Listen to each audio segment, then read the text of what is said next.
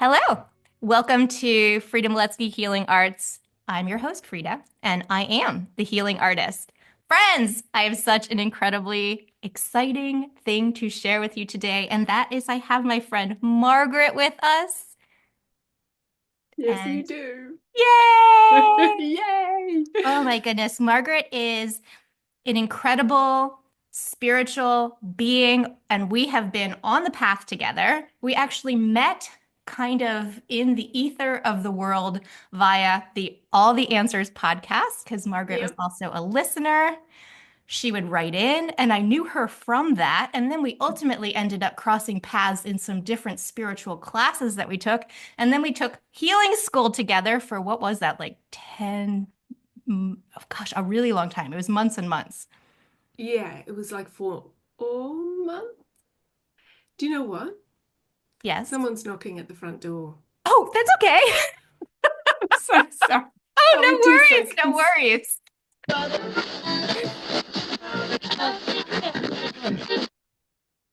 Wow.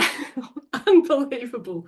A neighbour I have never met, who we've both lived here for 30 years, chooses now to come and introduce himself. Oh my gosh, really? Well, Which that's is really interesting. lovely. Yeah. And he Yeah. lives behind and he wants to do some gardening and he didn't want to bother me and he's going to be chopping down some trees. I don't know if he's going to do it now or later, but I was just like, Yeah. the timing. Anyway. That's amazing. It was. So it was kind of like, oh, I would stay and chat with you, but I'm actually doing stuff. He's like, no, no, no, that's okay. Did you So, tell him what you were doing? no, I did not. I didn't. It was all too, I was just like, so it was so unexpected, but I was Yeah. just on the spot. When somebody says the name, like you said, I live over there and we've been there for 30 years and my name's Rick. And like part of me is just going, Rick, Rick, hold on to that name, Rick, Rick, because it just You. leaves my head straight away otherwise. Yes. Yes. Yeah, so my processing is just happening because it's just this new thing that and I'm thinking about this, but I'm just going, Rick, Rick. So, anyway, I totally yeah, know that feeling. And you know what? My mom, in her 81 now, yeah, she just says, Stop for a moment. Somebody will come to the door. She'll go, stop for a moment. She goes and she repeats their name until she gets a pad of paper and she writes it down with a note about them and keeps it in the thing. She keeps it in the drawer and she'll go back and refer to it. I'm like, bless your heart. That's real. totally. Yeah. And like if we were that open with each other, it'd be like, okay, Rick, 30 years, lives behind, tree chopper. Totally. There is some real freedom in aging that allows that kind of Yes, doddery old woman yes. stuff to be just like, listen, that's what I got to I'm do. gonna write this Frankly, down. Yeah. Well, it's sort of funny too because people don't necessarily look like their names or sound like their names. Like I can remember somebody's energy or their feeling of them before I can remember a name that goes with them. Like absolutely. always. Absolutely. Yeah. Yeah. I can describe that guy Yeah. totally before I could tell you his name, but that feels rude to sort of say, paunchy fellow, silver hair, going right out like this at the like you can't, Rick. I gotta say Rick. But I would recognize him from now on, no problem. Every time a tree falls in the forest, I say, Oh, how uh, funny. so just to circle back, Yeah, do Margaret it. is amazing. We've been in classes together. We've known each other peripherally for like maybe 2 or 3 years, more personally, maybe a year or so. Yeah, And then, yeah, because we were in Energetic Rebirth together, and that was an awesome experience. yeah, it was. It just It was. so expanding. And then you also happen to sort of be just now woo-woo besties with my sister, Yeah, yeah, which is so cool. And I got yeah. to learn more about you just because she adores you so much. And then here's the really exciting thing. Margaret lives in Australia. Yes, I do. Right on the west coast in Perth. So far away from you guys. It's insane that I have so many good friendships in not only America, but in the Bay Area by the sounds of it. Like, Yeah. yeah, in Well, I have this California anyway. fantasy. I think we're all just going to end up vacationing or doing fun woo-woo trips together at some point. Yeah, Yeah. yeah, I Like feel I that. will meet you in person one day. I have no doubt. Yeah. Oh, and I would have had doubt about that until I met Sophie, until Sophie happened to come here. I'm like, Yeah. what are the chances? But she was like, oh no, I really want to go to Bali, and if it's so close, I'm coming. I was just like, wow, Yeah. it's possible, you know. Yes, Yeah. it's very possible. Very, Yeah, very it is. possible. It is. So, Margaret, I just wanted to chat with you and have you on because one, you are so supportive and you've been listening to the podcast. Yes, Two, you're a I'm a fan. fellow YouTuber well, you're a YouTuber, Yeah, a floss yeah. tuber, A floss tuber in the the corner of YouTube that is floss tube. which Yeah. now I have an understanding of what that is. Your handle is Maggie Lou Stitches. Hmm. And every time you drop a video, it is like a huge, exciting thing. It pops up on my phone. I turn it on and then I carry you around with me so that like you're just all over the house and I get to listen to Margaret talk about her cross stitch and Yeah. Zentangle. Yeah. Yeah. Which I love that you love it because you neither cross stitch nor do Zentangle. Now you are a healing artist. And so any artistry, I imagine, and any sort of any artistry that is done from a vibration of personal growth and healing, I get that you're going to love. But I don't know, it's still just thrilling to know that, when I started that, I'm thinking like this is pretty niche, as in cross stitches are going to want to talk to cross stitches. That's how it has all worked out. But to realize that people outside of that really enjoy it is just, it's a It's thrill. it's so much more than that though, because it's you're a storyteller. Yeah, right. Yeah, And then yes, I am a yeah, visual artist, so then just also just seeing the incredible craft that goes into it. And honestly just admiring the patience and the effort and it's just so meditative. yeah. It really is. That's why I love it. It is just such a Zen space to sit in. Both Zentangle, which is the reason it is called Zentangle, and cross stitching. They are both just slow art practices. And oh, as a slow paced person, I love that. Yeah. What Mm. do you find your mind doing when I'm just wondering when you are cross stitching? Mm. Well, fortunately, the beautiful thing about it is my mind really does have a foreground and a background while I'm stitching. And in the foreground, it is going, okay, thread number 563, 3 stitches across in the second one down. Okay, I've already filled in around that. Make sure, okay, I'll do how many stitches? 3 of those. Okay, change color. Should I park that? Like it is, that's what it's doing. It is so focused on the cross stitching because it's such fine work that you have to keep your wits about you. You have to stay concentrated on where you are in the chart, on the fabric. Have I got the right color? Is the needle threaded properly? And doing the work. Yeah. And then in the background, there's just kind of this free flow of like, um, oh, oh, I'm going to be on the podcast tomorrow. I might get that microphone from Noah's bedroom and actually set the, hang on, 3 stitches down, 6 stitches across. Okay, I can hear Charlie at the door. I wonder if she goes out. Okay, 4 stitches, which sounds a bit manic when I actually describe it like that. It sounds like there's a lot going on, but somehow that all happens in a really relaxed state so that that dialogue in the background is it's very background. It Mhm. doesn't The voice in it your head. doesn't, yeah, yeah, Mhm. it's quieter. Yeah. Um, and it is that concentration on the pattern that allows that voice in my head to be quiet and in the background. Whereas if I'm not doing that, if I'm going about my day, I don't know, just doing things that need to be doing, that voice can come to the front. Right, what should I be doing now? Okay, is this important? Should I be doing? Oh, I really got to get that laundry on, or maybe I've got to, it can come center stage. So I like things that sends it to the back.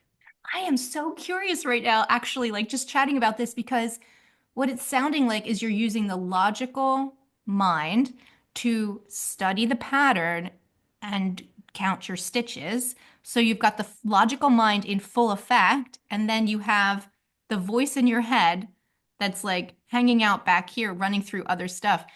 The way you're talking about it, so that voice in your head, that's what I tell to run mantras. That's what that little, I just give it that mantra to run. I love you. I'm sorry. Please forgive me. Thank you. I just tell it what to do all day. Like that's something I learned maybe like, I don't know, years ago. And it's just like, you say that because it doesn't really have a lot of, it doesn't have a lot to say.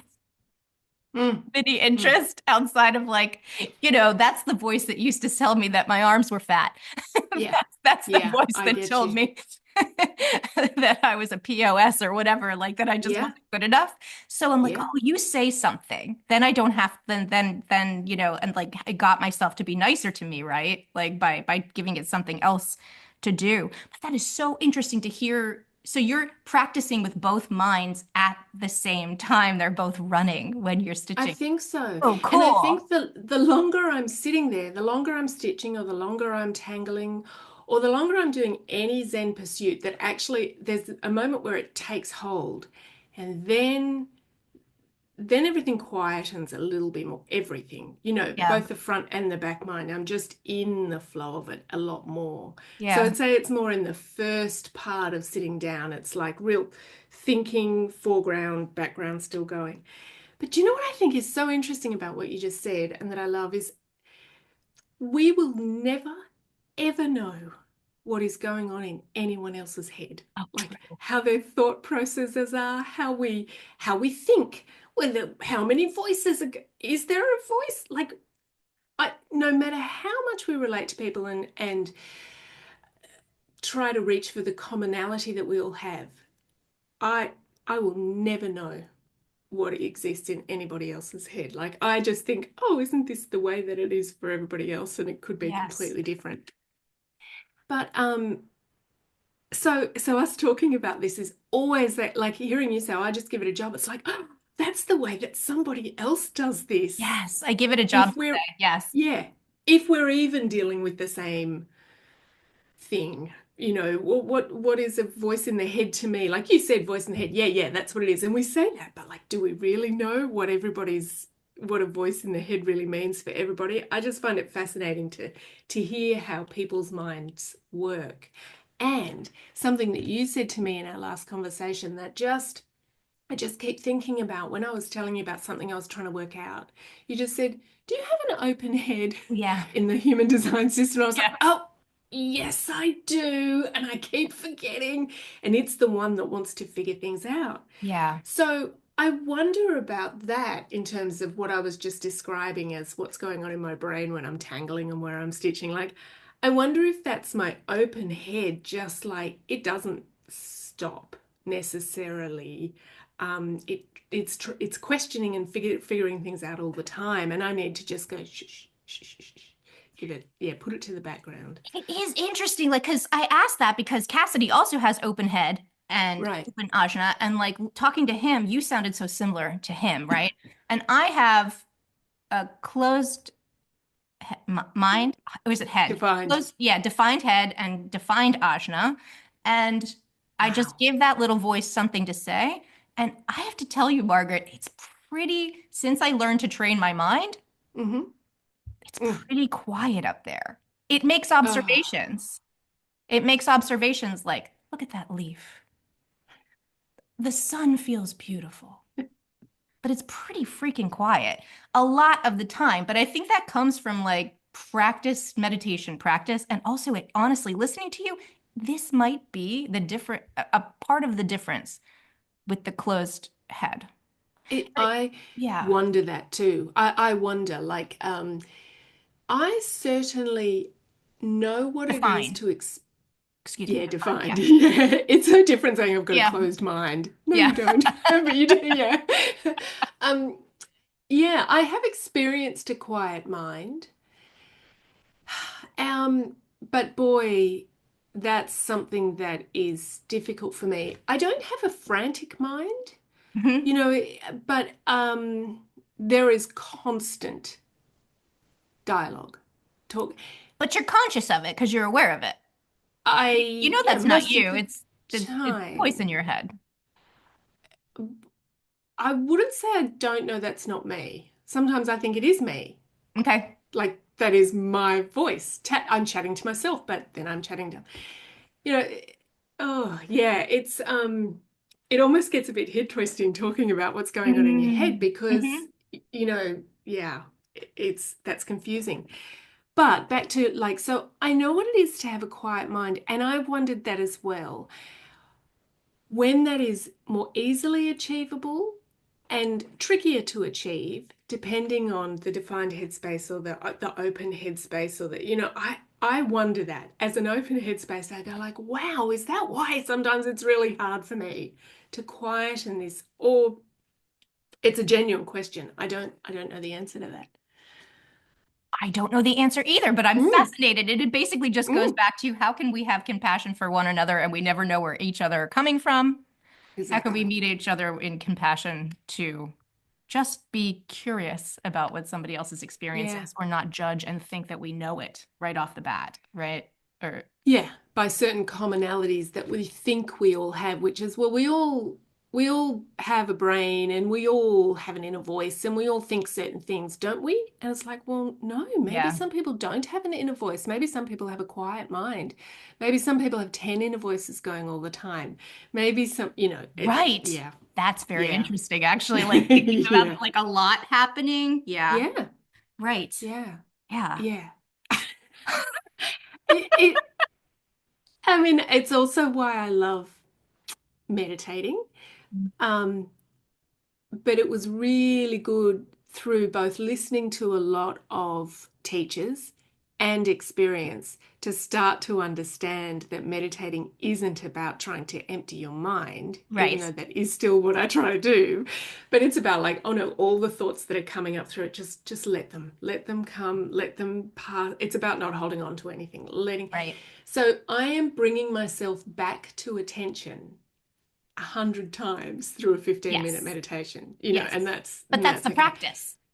That is the practice. And that's it. It's been really good to learn that. But with practice, it never, from my experience, is it hasn't ever gone away. But boy, sometimes it's easier than others. And well, when you hit that Zen, and it's just really easy to sink into the embodied experience of a meditation rather than just the mind coming and going, coming and going. That's a beautiful thing, and that's what it's worth keep doing for. But yeah, that's the Yes. practice. Yeah, no, it is incredibly beautiful. And I found meditation just so incredibly helpful because then I'm just like less reactive in life. Like it's sort of like I can just go about things and it reminds me to take a breath and like because we do get triggered just out and about in the world. And it's like, how can I take a breath and just return to the moment, maybe not respond immediately? Yeah, yeah, I yeah. call I call her Philly Frida. But growing up in Philadelphia, there's like Philly Frida used to come out a lot more, and she had a real sassy mouth and was real fast to answer. And it's now Right, right. girl comes out very rarely anymore. Billy Frida would kind of be cool to me just sometimes to just like watch her go, whoa, there she is. I didn't know what she was talking about, but I do now. I just Yeah, saw Philly Frida. Yeah. yeah, she's very like Mama Bear for Friends. Like, don't Yeah, mess I around can ever with somebody else. That's especially I if she can actually don't come out. imagine. Yeah, it's just like, ooh, oh. And like my dad always had really creative language. Like the words that come out of his mouth, you're just like, oh my God, what is he saying? But Philly Frida would be able to channel that language. She does. She just brings it on. Yeah. Yeah. Oh man. So, we were going to possibly talk about the notion of Mm, self-forgiveness. It's something that had mm, come up just when we were like hanging out and chatting, mm. and like this idea of how we're hard on ourselves and like coming back to love over and over again, and being how to remember to be kind to ourselves. And that's like Yeah. again a learned practice because I used to be so mean to myself. I was my inner voice and inner critic, and the way that I would talk to myself was like so abusive and violent. And it was like I would never talk to anybody that way. Like I wouldn't talk to an enemy or that way. Mm, mm. Can I ask a question about that though? Yeah. Did you, even when you were self-abusive in your talk and stuff, did you know you were? Or did there have to come a point where that had to be pointed out to you and taught to you that is an abusive way to talk to yourself when you had to go like, oh, really? Is it?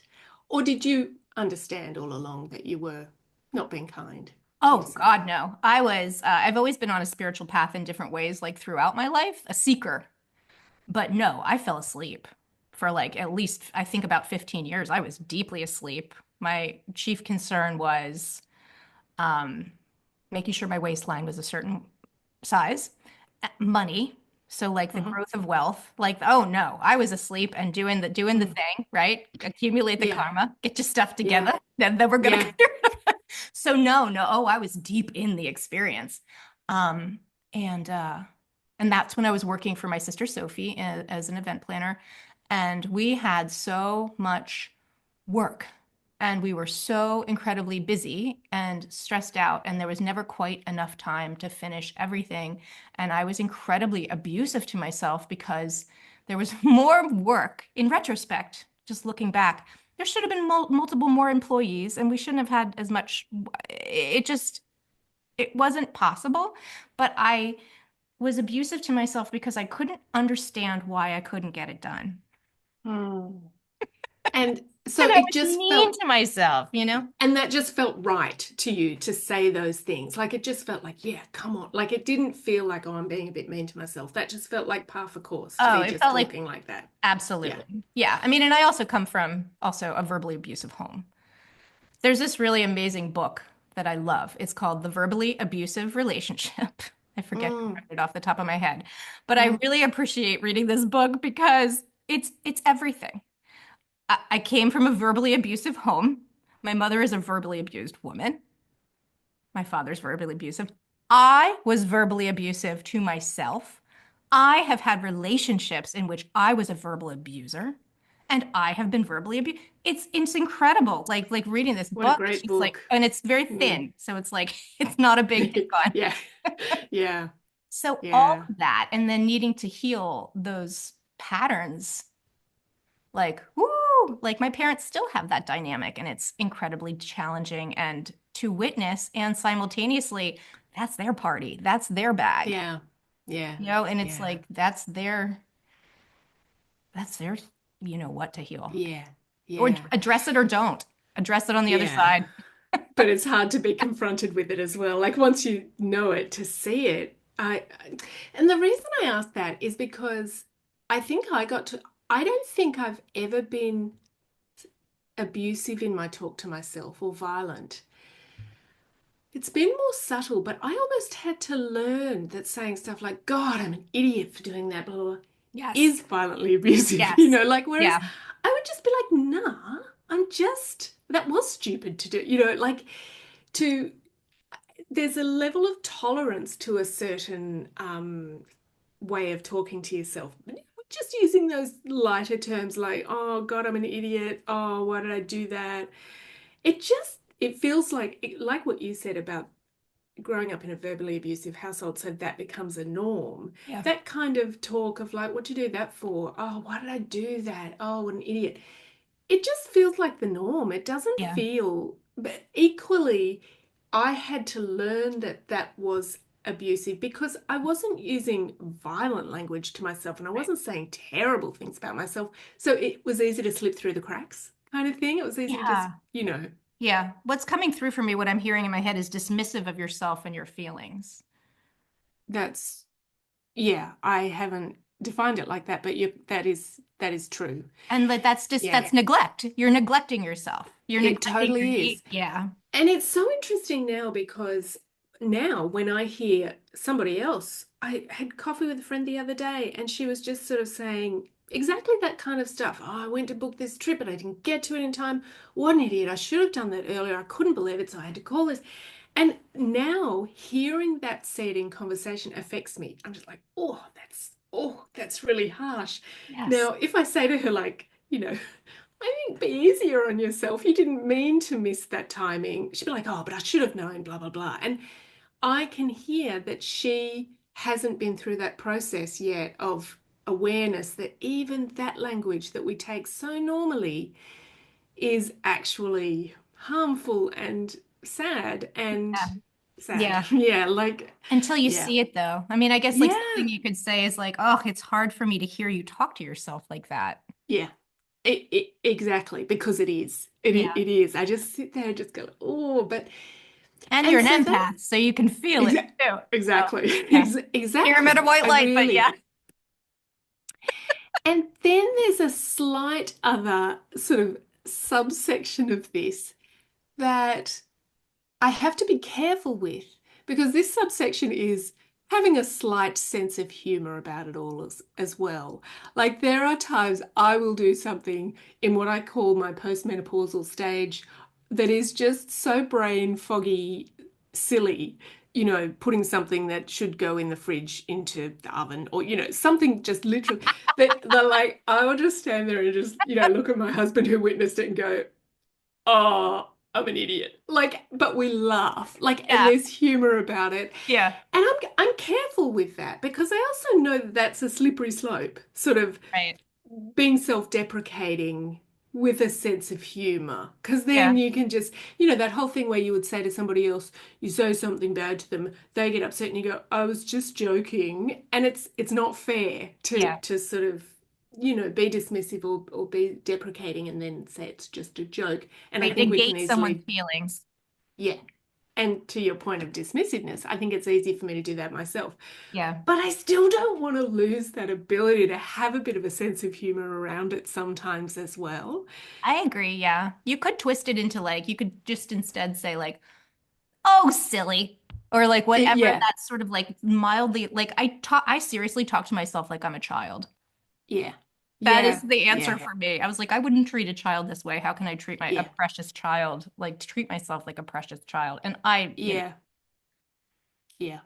It's one that I watch for because that sort of slightly sarcastic, self-deprecating talk, that's also a bit of a norm that I grew up with. Just those yeah, off the cuff remarks, yeah. like, yeah, just, seeing somebody make a little mistake, drop something, seeing somebody drop something and laughing like, ah, loser. Like, it's fine stuff, and that can go on in my head too. And I have to catch it sometimes and go like, okay, it's cool. Like you're just being light and it is humorous, but maybe even don't do that. Maybe Yeah. even practice. So yeah, I sort of am constantly dealing with that as well. How to be kind, but also sometimes I don't want to be that sort of overly virtuous. Oh, I only speak positive words at all times. And I don't know. There's this Well, it's balance about being between loving, being real. being loving to yourself. Yeah. How can you ever be too And there's loving like a to little bit yourself? of judgment, like, okay, so you grew up in a big family with a lot of siblings. Yeah. So there was a lot of ribbing, like Yeah. A lot. joking. But A like lot. just saying it's okay for you to want to be cherished. Gee, yeah. Beautiful words. Beautiful words. Because that was shocking for me to realize that, Yeah. like, I actually want to be cherished. Like, and then to realize, like, oh, I can cherish myself. Like, I am the most important thing on earth. To discover, like, not only that that was possible, that there was a real admission in even admitting that I wanted that. It's not very Very fair. cool. It's like beaten out of us. It's just like it's like we're not allowed to have that. It's emotionally beaten out. Seriously, in television, movies, just like the culture. Hmm. Yeah, it took Hmm. me a long time to admit that too, or that I was worthy of it. I hear you. Exactly. And I think that is happening incrementally for my entire life. Will keep happening. That reminder that, like, I can absolutely cherish myself, not just be kind to myself, not just be not violent, Yeah. but the opposite end. And something else that I know we both have really benefited from and enjoyed, which we've never talked about a lot, but is the Sophia Code Oh, book. yes. And Yes. and when I read I think it was the Kuan Yin chapter Yeah. about Karuna compassion, and that description of cherishing, Mm. like it's like reading that. I was like, oh, that's what it looks like. Yeah. That put words to it that just gave me a way to see it. Oh, and such a deep level that I was just like, that, I want that. I want that. Yeah. Yeah. Oh, Yeah. and I love Kuan Yin. I love her story. I love how she gets to where she gets and um that Mm-hmm. deep forgiveness. Mm. There's a description in that chapter where she describes floating on a river, floating in water, but you're floating with the support of 1,000 arms holding you there. Mm. And something visceral happened to my body when I heard that because I was just like, imagine that much support. I love being supported. I love it. I love feeling that I'm well supported, that I have support around me, that I have people that support me, I love that feeling of support.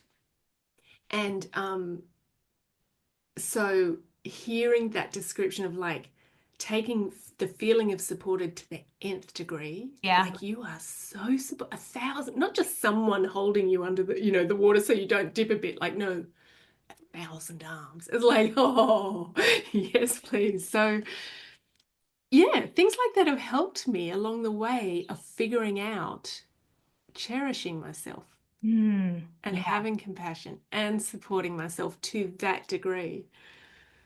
I mean, and I'm still working on it, right? I've made strides, but like, for God's sake, we're all doing our work. We're all doing our work and we're all living in this 3D reality at the same Oh, yeah. time. Yeah. So we sort of bounce around in the world a bit as well, and which isn't always a supportive, compassionate place. I mean, it is for me. I've sort of created that a fair bit and I will continue to do that. But there's still this reality that isn't just about sitting around and cherishing ourselves and like we're It's like not.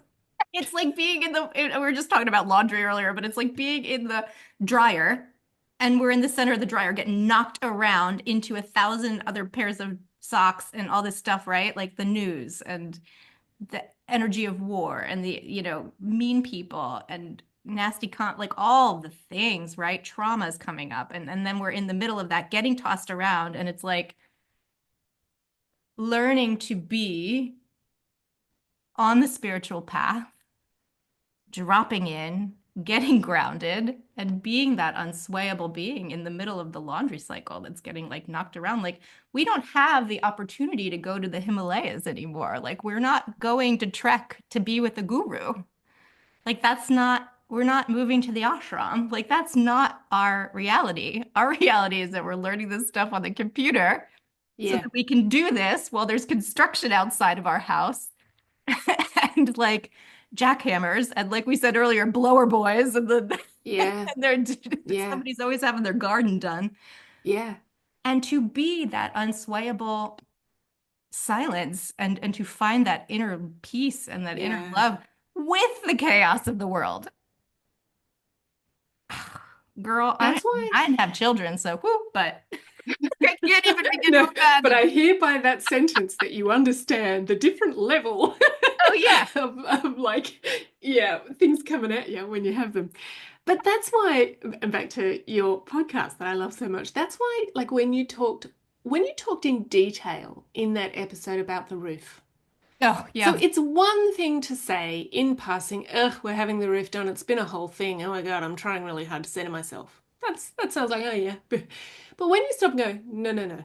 Let me actually talk about it in detail. And I'll bring in all my fears. I'll bring in my financial realities. I'll bring in having to deal with financial institutions. I'll bring in having to deal with other bodies of people who are going to do this work.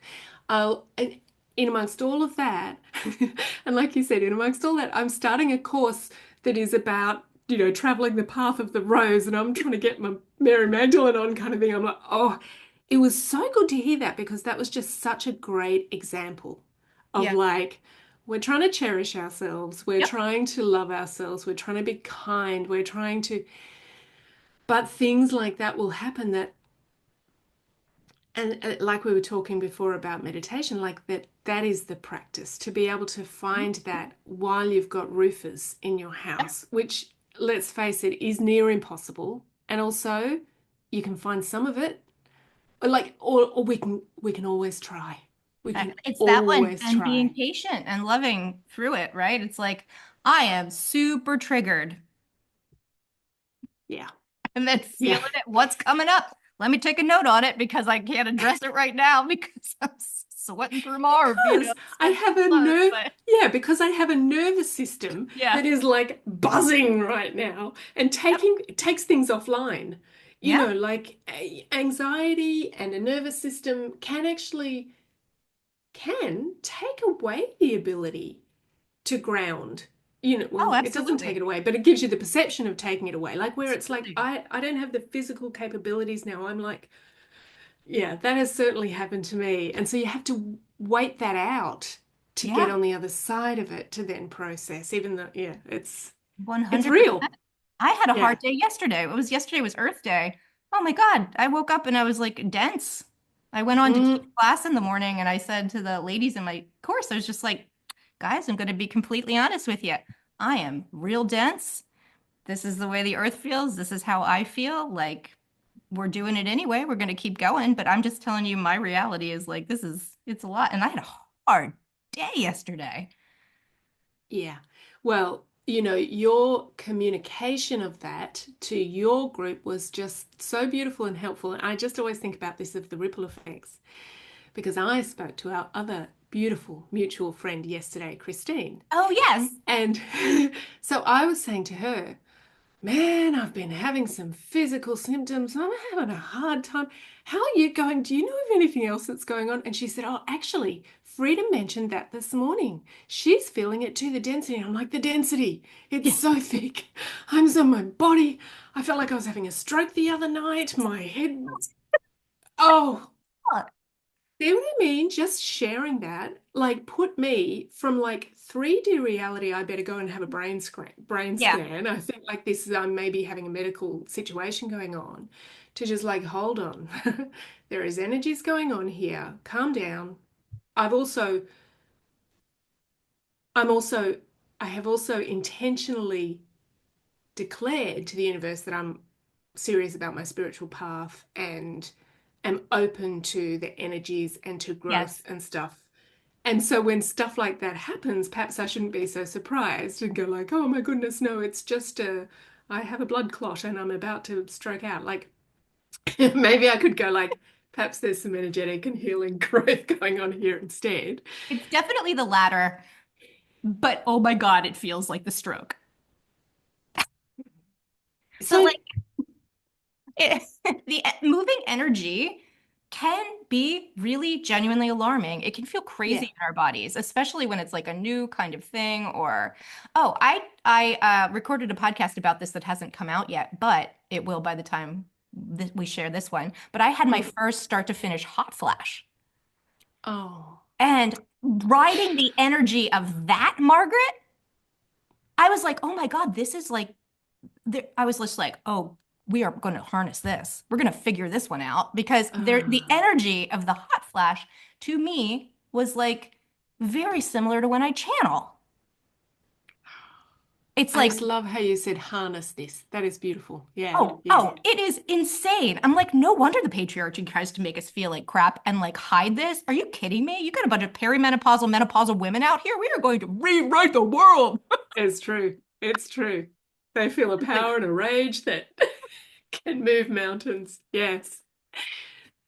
There was another symptom I wanted to tell you about. So as well as the night that I felt the heaviness in my body and my speech slowed down, and I really thought like, oh, there was a little voice inside going, oh, you could be having a stroke right now. But I will also admit, I was still present to that and was like, well, if that happens, that happens. We're in human bodies. Stuff yeah, like that happens, which yeah, sounds really like taking that way too lightly, but that was my awareness at the time. right. But then a couple of days later, I was sitting on the lounge watching telly with my husband. My son was cooking in the kitchen, and suddenly I got absolutely hit out of nowhere with like onions, like chopping of onions, and my eyes went everything. I went, oh my God, the onions. Oh, I can't believe it. And Matt was like, what are you talking about? And I was like, the onions. No, I must be cooking with onions. And I was like, no, I'm not. I walked into the kitchen where we were just next to. He was just peeling potatoes. There was not an onion in the house. And yet I had this intense, like as if they were there, as if there was chopped onions in front of me. It just happened. And that was another thing where I was like, okay, there's neurological stuff going on here. Like, what is going on? But actually, Christine reminded me about spiritual gifts that come in through being able to smell Yes. things, That's when you immediately what channel. I'm hearing. Yes. Right.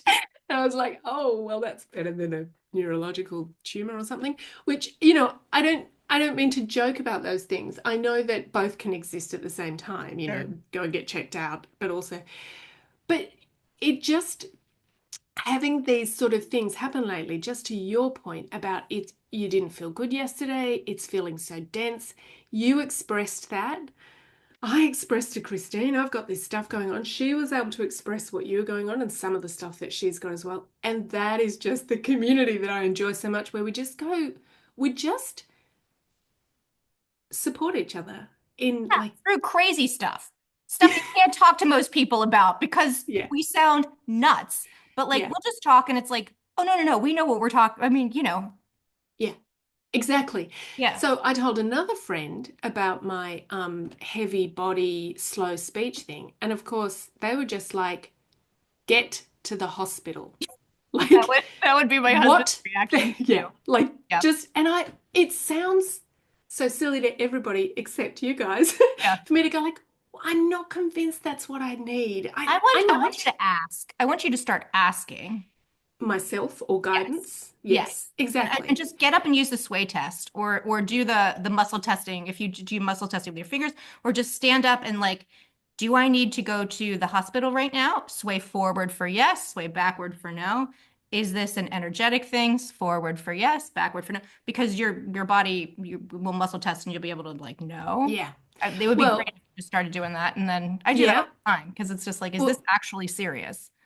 yeah. Well, let me tell you two things about that. One is, yeah, after the onions thing, I just went, okay, I need to get serious about this. And actually, I Yeah. came into here on my favorite stitching chair and I just sat quietly and I closed the door and I thought, it's terrible that you have to get serious to actually start asking for guidance. But I was like, okay, this is serious. I really need to ask. And I asked for all my guides to help me, whoever they may be, and my higher self, and just to tune in and that what's going on.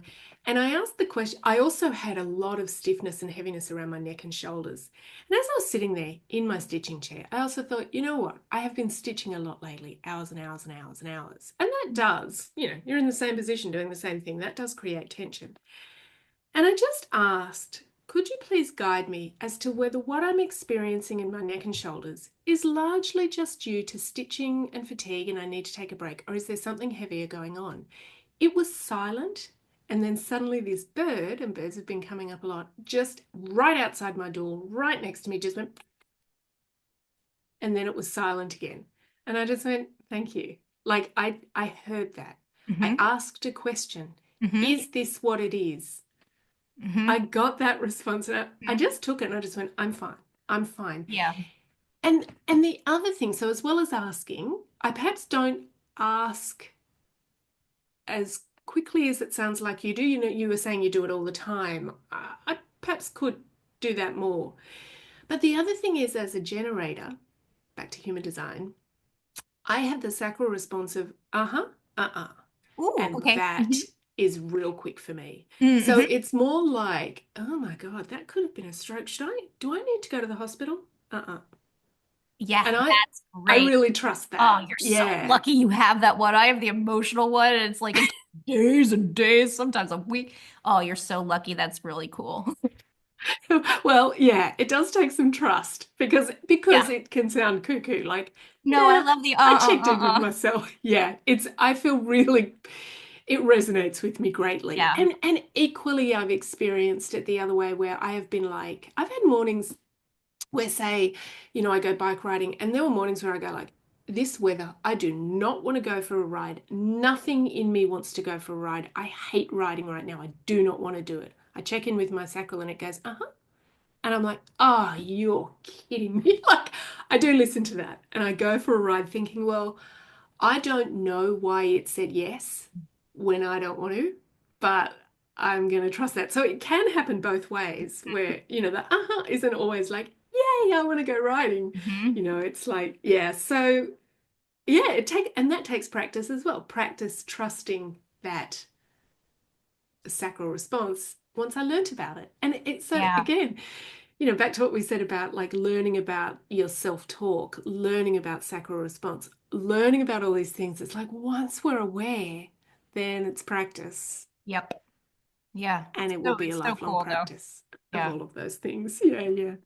Tell that story. Oh, what is that story where you just had this inkling to go outside and you saw a comet or a meteor? Oh my But goodness. tell that Exactly. story. I want to know that one again. And so this was before I was cycling. It was I would walk. It was like every day I'd go on a walk.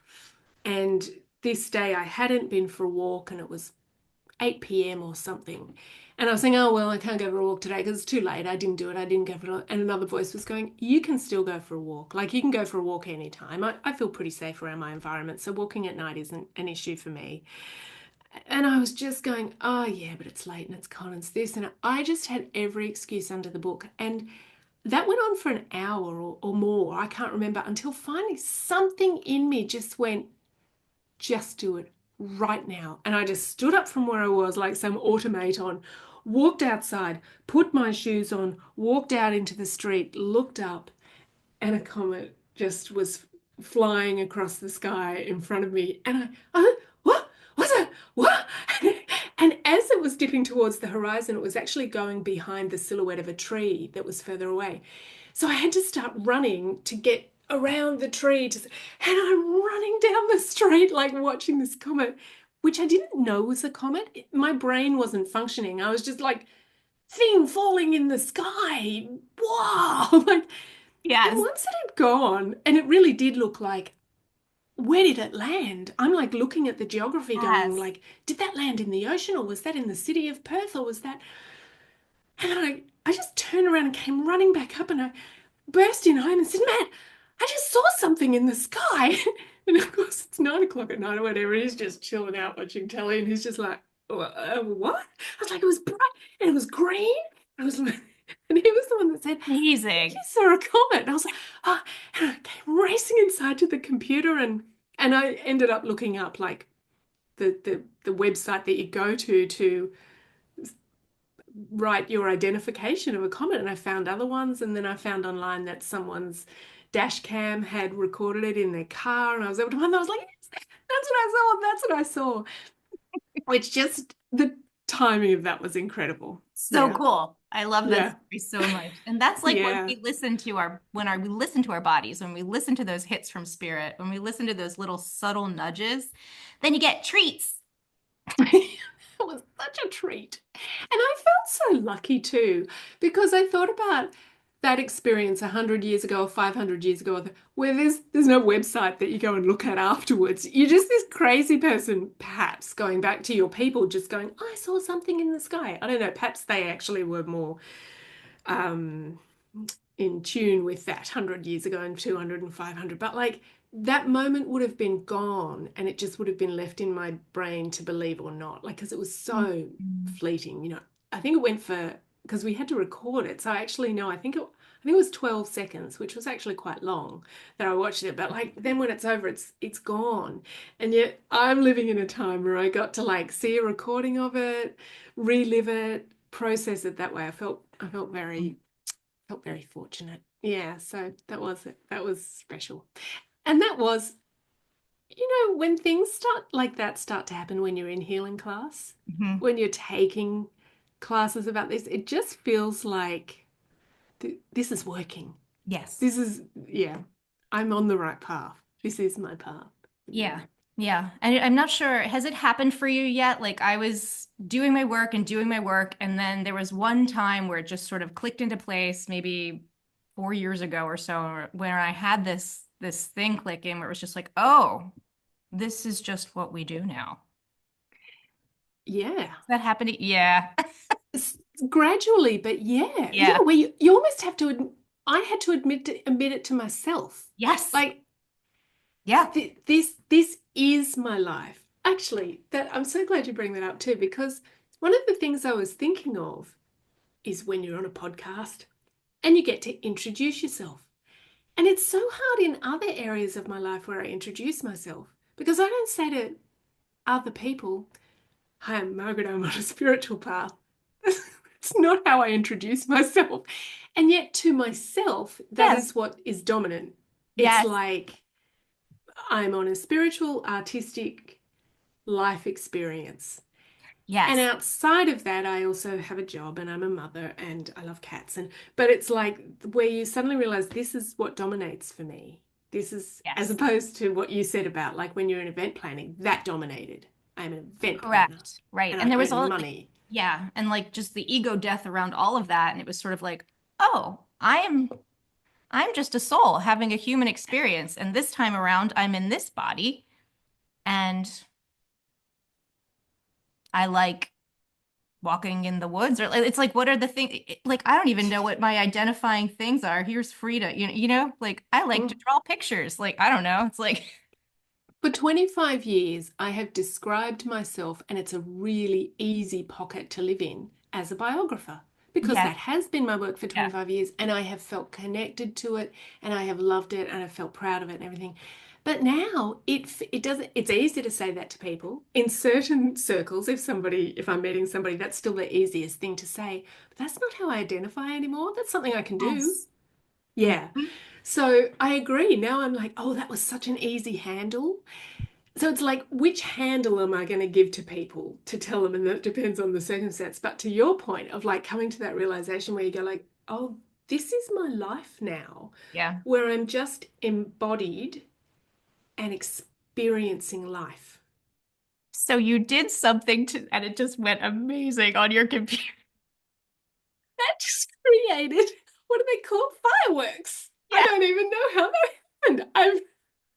In fact, I We're talking thought about signs and synchronicities and something. You must have done something with your hands that your computer was like, yes, and now I bestow AI on your beautiful self, and now fireworks shall appear. Yeah, that's a confirmation, correct? Like, it yes, really is. who are you? You are the one that watches inside the body of Margaret that came here and happens Yeah. to live in this part of Australia and has is married and has two children and blah blah Yeah. blah. Yeah. Blah, blah, blah, blah. Yeah. And I understand why people use the term sort of rebirth or because it is like, oh, I'm living a different life now. This is almost like life, 1.1 or whatever it is, like where because now I feel like it's not about the achievements, it's not about the goals, it's not, I can still have all of those, but it's about watching those happen and watching the unfold and just being in the present and it's like, oh, this is a different way to live. This is the second version in this lifetime Yeah. It's of how to true. live. It's really true. It is like my act B2. Yeah, I'm still in my exactly. second act, but like this is the second part of that second act for sure. Yeah. And and I'm sure that we are even limiting it with that language. I'm sure there's Yes. infinity Yeah. Yeah. versions going on. Well, that's the weirdest thing. You want to get a really weird conversation. Like like the way that I kind of have come to experience it through like channeling and meditation is like a bunch of layers of paper.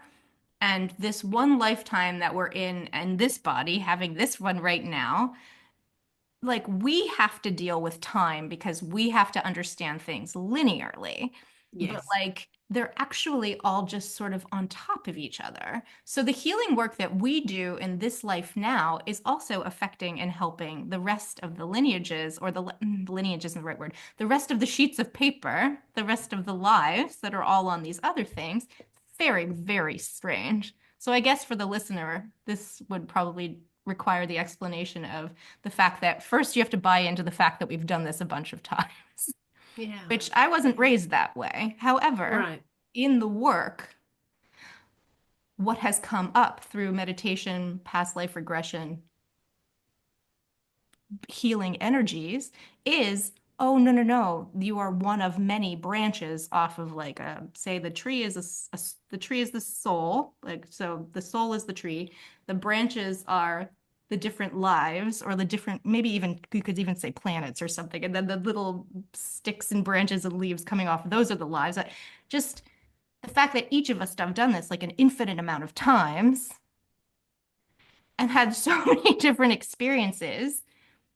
And then also for myself, I'm not sure actually about this one for you, but like buying into our I am presence, so our God, universe, source, essence, which is in each of us, which is this Hmm. rising of the divine feminine and that acknowledgement, um, that we are each this expression of God. So what does God want to learn? Every version of everything that could ever exist. So then we are each these little branches doing all of the different things. Like nothing we can do is wrong. No choices are wrong. They're just choices. So let's experience all of the things and all of the whatever. Woo! There's just I yeah. and treating it a It, little bit more like a game, just for myself personally, because it makes it a lot easier. The stakes are lower. Death isn't like a thing anymore because it's just like, oh, okay. amen to all of Yeah. that. Totally. You know, so much to say about that. So, firstly, just to go on that gamifying it thing, Yeah. I do relate it. No analogy is perfect. We try to use these analogies like the Yeah. paper or the tree or the game, and they're not perfect, but they all try to hit at it. I often think like, well, we're willing, my husband and my kids sit down every day and do first shooter gaming stuff. Mm, None of them would go out in the world and shoot, but right. in a game, you can. And I think of that as like, well, when we're on the ethereal realm deciding, it's like a game. I'll go down and shoot someone and go to prison. That'll be my next life experience. Like for us in this reality, we're like, I would never pick that. I don't want to pick that.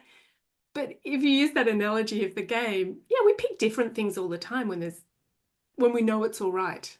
They know Mhm. it's all right to do that because you switch it off and you're in your safe life. So yeah, we've done all the things, been all yeah.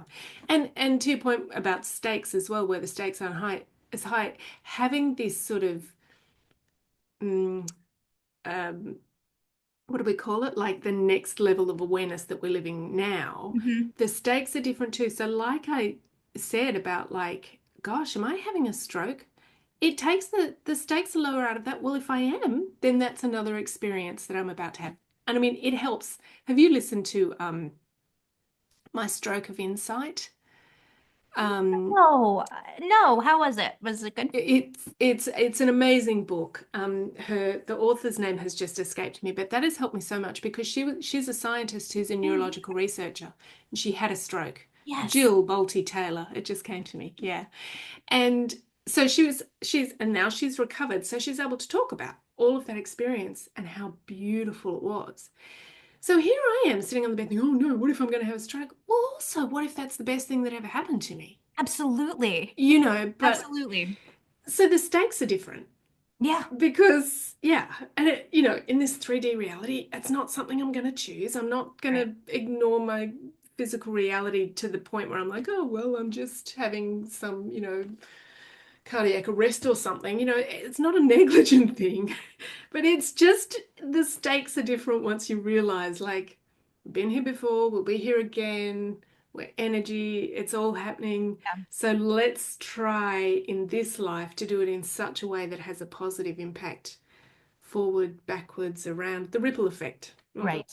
And like yeah. she was going to have that stroke. That was sitting there on her path. That was like, I think of it as like shopping in a grocery store in the cereal, because there's a million kinds of cereal.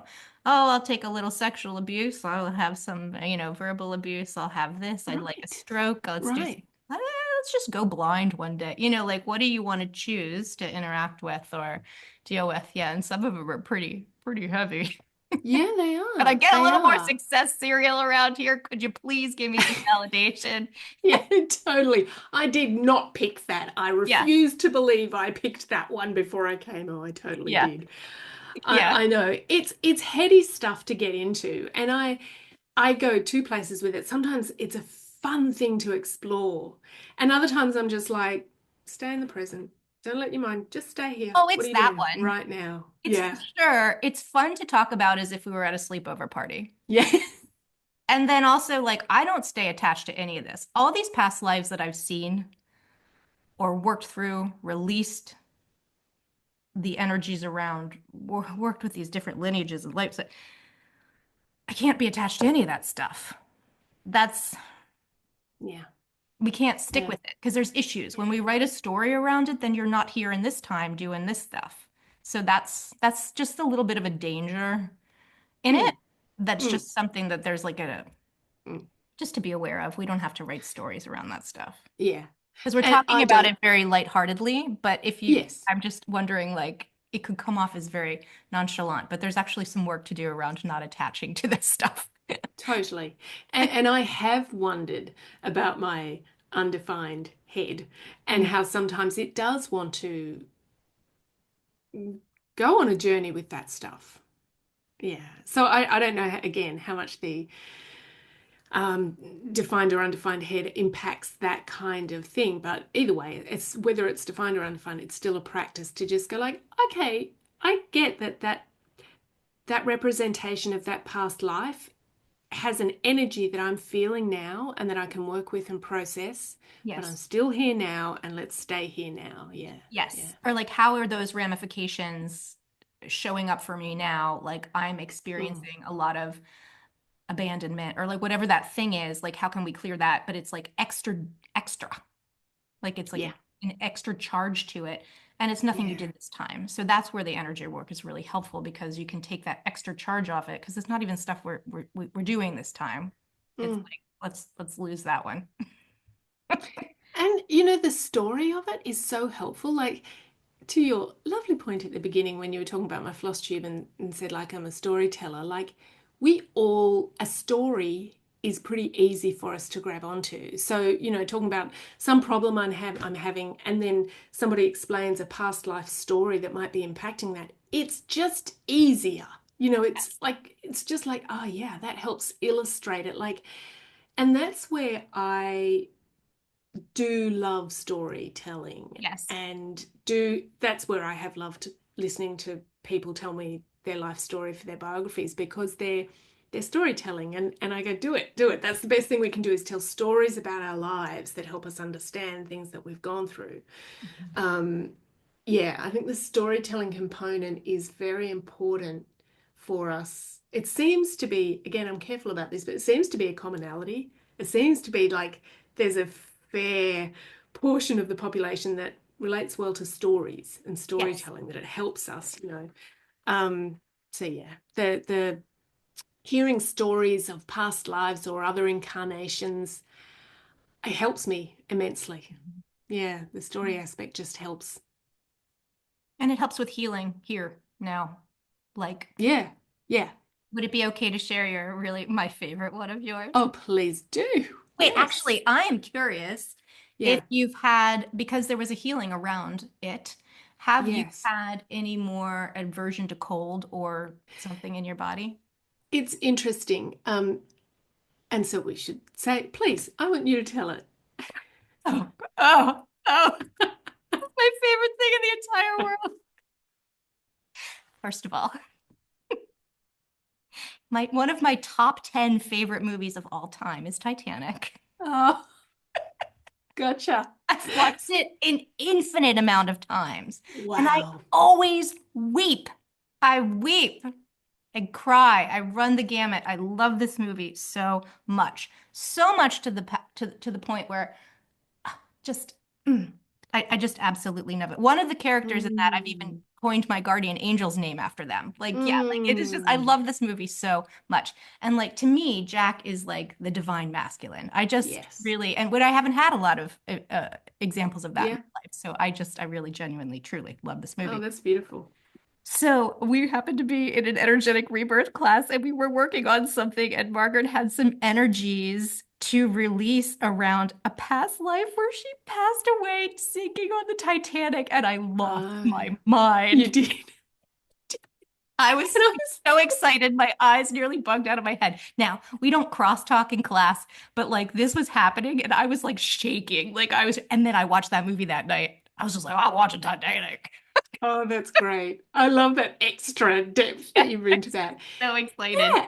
And you know, aversion to cold is something I have normalized and lived with all my life. I do not like going to the freezer. I do not like frozen things. I can eat ice cream sometimes. I just have to be careful around it. And I have circulatory issues so that my hands get very cold and my feet, and it's just a thing, and I just know it. And so bringing it up this day, you know, when you bring something up that's just kind of like, yeah, it's just a thing I've got. I'm human. We've all got Yep. these different idiosyncrasies. And that was when our teacher, yeah, sort of tuned in and went, wow. you were on the Titanic. And I was just like, well, that would explain it. That would have been cold. And I would have liked that death. But so to answer your question about my current aversion to cold, Yeah. I would say it is still there Okay. and it's less traumatic. Okay. It's yeah, but it's definitely still there. And so then I start to wonder things like, how much do I continue to bring this forward in my current experience? I'm so used to it. I've lived it my whole life that how much do I just go, that's part of my identity. That's part of who I am. I still, or is there more work to be done around that? There's Or probably is it still more okay to live stuff. with that? There's probably Right, still more stuff. There's more layers right. because this is like the circling onion where you're peeling the layers and it's still on a circle and Totally. going more and more and more. And, you know, Onions. little Hmm. stuff. Yep, those onions. Just like, Those onions that got a I layer for smelt. you to clear. Hmm. Yeah, yeah, yeah. You're Yeah, I'd giving you say the that, skillet under the nose. yeah. Well, I may have been on the Titanic, but I believe you've been a pirate. And that thrilled me. Yes. I was like, Yes. yes. Yes. Learning. I had no awareness of that. I've been having some major issues. I think it was I don't remember at this point. I think I had some like bottom of my left leg shooting It pain. was.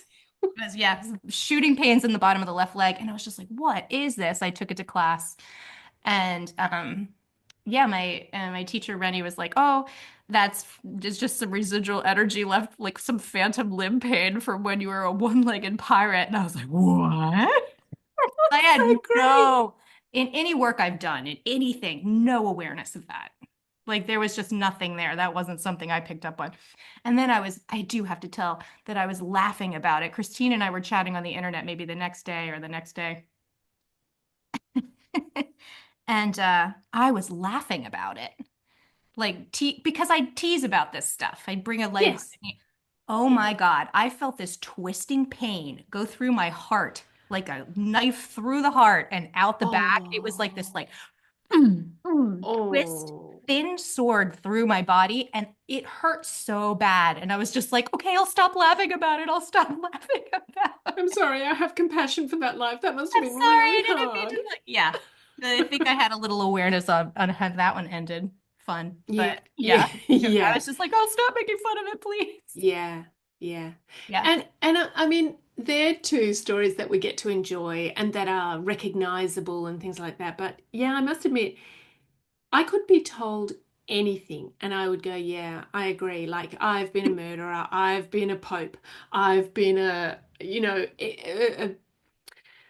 orphan child, I've been, whatever. I Yeah. just, when we think about infinity, Yes. how long life has been going on for, there has been time enough to have been everything, and that perspective that Source wants to experience happening through us. Like, yeah, I believe it. Yeah. I believe it. Yeah.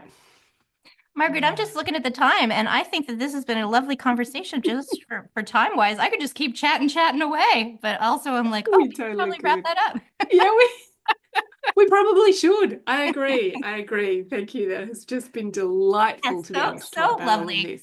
Before we close, I would love for you to introduce yourself because I would actually love to see how you would share that. Well, hi. I am Margaret. Um, oh, I am Margaret and I am living a beautiful life.